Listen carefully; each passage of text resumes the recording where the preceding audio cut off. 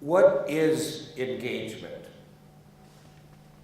What is employee engagement? When you are engaged, what does that mean? This is interactive. Yes, sir. Loyal, committed, discretionary effort. Loyal, committed, discretionary effort. You treat your job like a small business owner and you're committed. You treat your job as a small business owner, which speaks to the same thing, this whole notion of loyal, committed, entrepreneurism, which is if you work for a big company, you're not an entrepreneur, but you could be an intrapreneur, right? So we could be that. And you give discretionary effort, which by definition is discretionary. So your discretionary effort, the psychological effort you bring or don't bring to work, the energy that you bring or don't bring to work. And it's not just about time, although it could be. But it's not just about time. It's about energy, it's about effort. It's about the environment that is created. So I want to talk about this discretionary effort, and I want to talk about the role that each person plays in the environment, because in an engaged environment, everybody sees themselves as a leader. Everybody recognizes they are in fact leaders. And I will ask you this. What really then is leadership?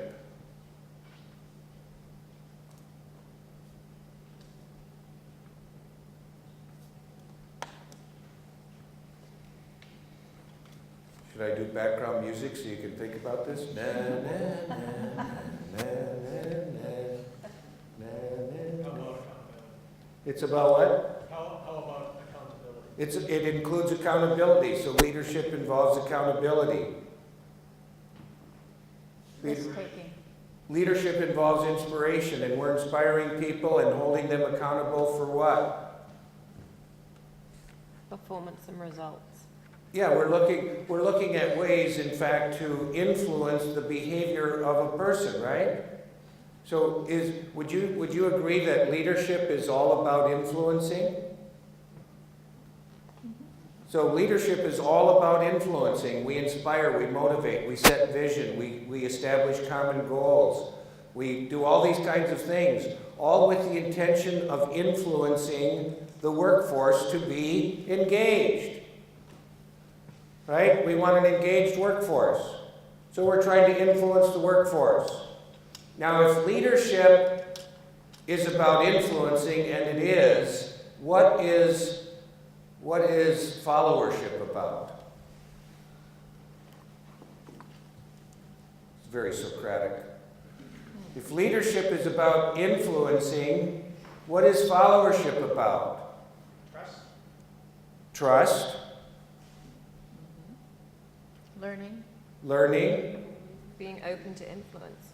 And ultimately being influenced. Would you say? So let me ask you two questions that'll underscore your role in the engagement in your organization. Because this really isn't about what someone outside of this room has to do. This is about what you personally get to do. So think about your role. Think about your role in the organization. And I know many of you are in HR positions. How many HR-related positions? So think about your role in the organization. I don't know how you view yourself within the organization. I actually always viewed the HR people on my team as members of the business team. In a lot of organizations, they're viewed as staff. They take care of process and stuff. And then when we have to put people through a do loop, we throw them into the do loops that we have in human resources, and then they could potentially stay in that do loop indefinitely, and eventually the idea goes away. But in the organizations that work really well, HR is at the table as a business partner. How many of you get to be at the table as a business partner? Okay, that's fantastic. That's excellent. So two questions about this then. Does at least some of what you observe influence you? Yes? is at least some of what you do observable? Yes.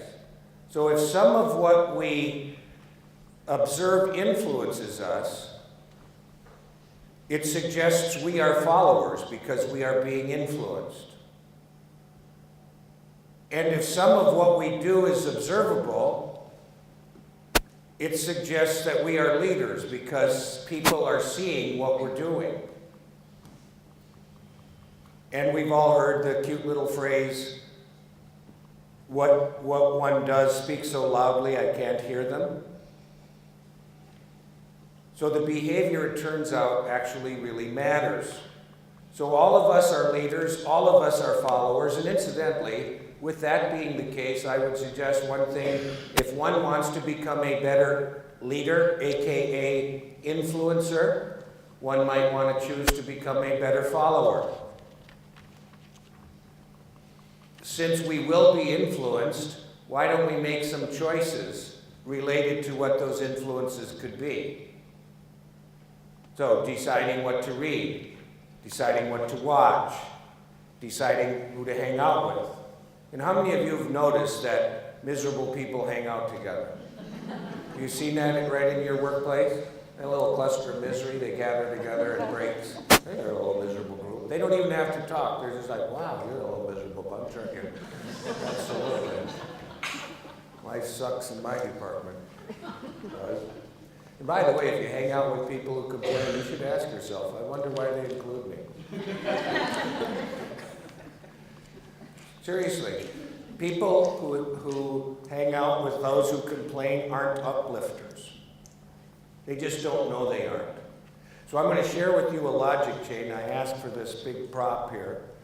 I'm going to use this prop and take you through a logic chain that will take you down this path of your role in achieving engagement in your group and in your organization.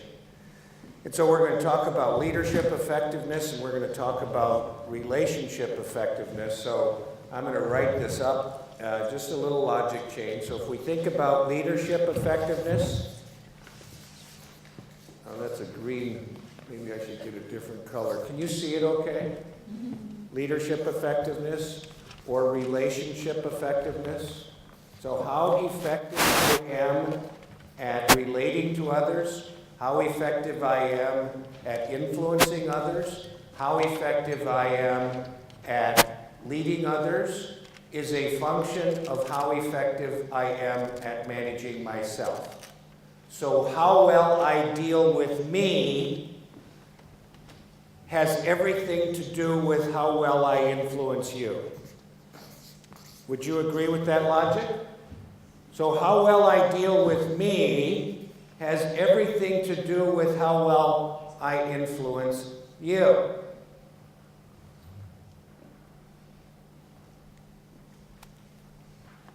Now let me ask you this question. We're a group of high achievers here in Lake Wobegon. How many of you have achieved a difficult day? How many of you have had a difficult day at some point in your life? Maybe not recently, but once upon a time. You did? How many of you talk to yourselves out of curiosity? About half the group. About half of you sitting there thinking, I don't talk to myself, which is sort of interesting, worthy of consideration. But imagine you've achieved a difficult day. How many of you have come home from a difficult day only to find people in your household inappropriately upbeat? Has this happened? I mean, behaviorally, what are some things you could do to take these otherwise upbeat people, help them feel less good, really good? What can you do? Start at home and then we'll bring it to the office. Let's start at home. We came home, we've had a difficult day. On our way home, we've been thinking, I don't care what kind of day these people have had, it's about to get worse. So we now beam in, and what do we do to help them have a worse day?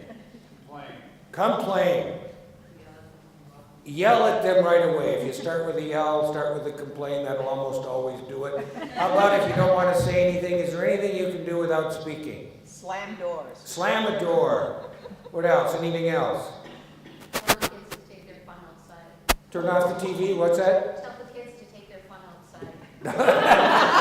All the kids take their fun outside, but that, and then how about how many of you have either seen or given the look? Right? You've seen the look, you give the look. So we can do that. Now, how many of you have found you can do that even at work?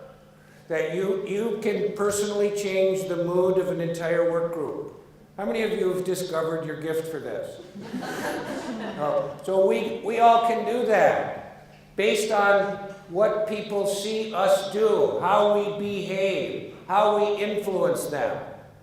Now, incidentally, the neuroscience of this, which is quite fascinating, the study of the brain is wired to avoid danger. It's one of the reasons our conversations with the Federal Reserve of Bank of New York are so relevant to them. The brain is wired to avoid danger. The brain is wired to pursue opportunity. Let me stop there and ask you, why are we wired to avoid danger? Why are we wired to pursue opportunity? Why? Survival. We're wired. Danger could mean this is our last day. Opportunity could mean we get another one. The wiring is triggered by the emotions we experience as stimulated by some outside event. So something happens outside of ourselves. The way our physiology works is it will stimulate us emotionally first. This is true for everybody. This is a human condition. This is not gender specific, it's not ethnic, it's not religious, it's not cultural, it's just human.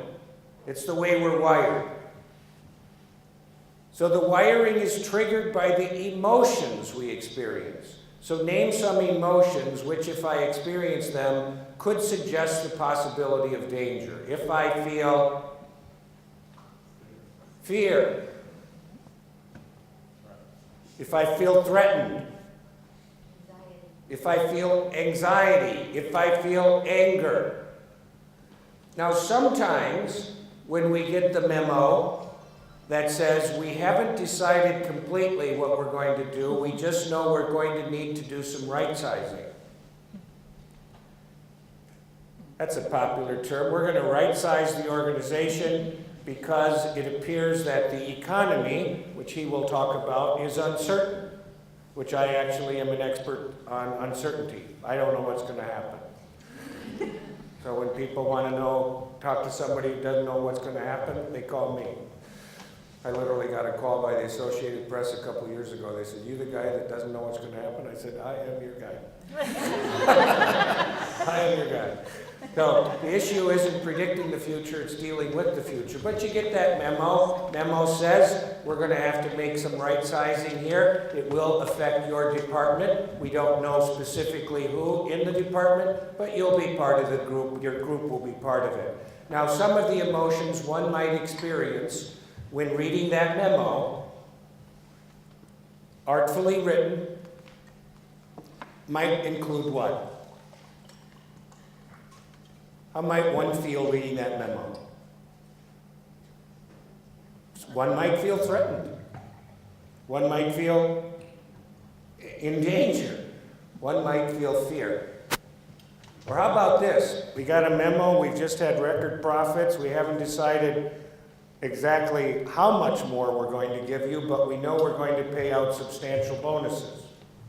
And it'll be coming on your next paycheck, and it will be significant. How might that make you feel? Now we're feeling excited. Now one's the opportunity, the other is the danger. So how we deal with all that is the key. Effective self-management, it turns out, is a function of decision-making effectiveness. So the second question, could I really be who I would ideally like to be more often? Well, the answer to that is yes, I could, if I made better decisions about what to think and what to do. Because the truth is, on our way home to the place where people love us, in the household where we love the people, we're not really going to ideally take an otherwise upbeat household and depress them. We wouldn't do that ideally. We do that really because we don't make a decision not to do that. Deciding what to think, deciding what to do, are choices I get to make. And that's a function of self-awareness. Now, here is the interesting observation. People who lack self-awareness, of course, do not know. Right? How many of you know someone at work, when you see them, you act busy? I'm on the phone. That looks like a marker. It's a new phone. Really tied up now. Right? Can't talk to you. Do you suppose they know that they have that kind of influence?